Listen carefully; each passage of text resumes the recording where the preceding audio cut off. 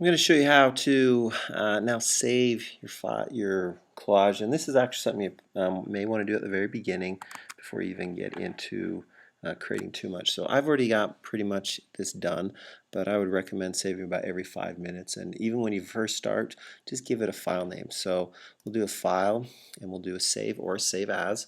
When you save it for the first time, it'll prompt you to name it, so I'm just going to go ahead and name this whatever it is.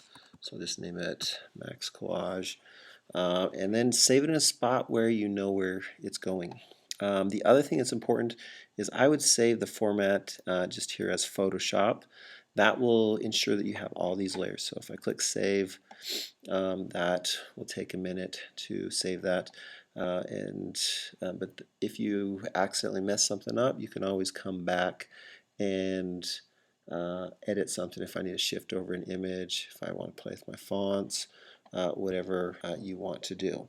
As far as printing goes, when you're ready to send this off to the printer or print on your own, you want to do a file save as and change this format to a JPEG or a PNG, and I would just go with JPEG, and it'll give it a JPEG extension. Just make sure you don't type out JPEG because it's kind of like lying to Photoshop Elements, and it'll still recognize all the layers.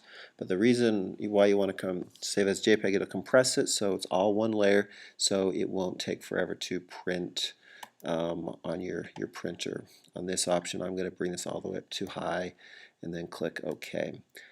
So once you have that, then you will basically have the same thing twice.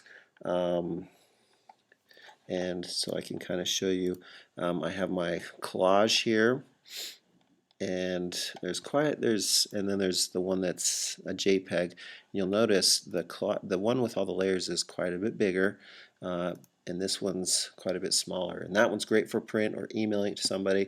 This one is great for going back in and modifying things, because if you only save as a JPEG, it's going to be a lot tougher to modify and change, and you might even have to start all over.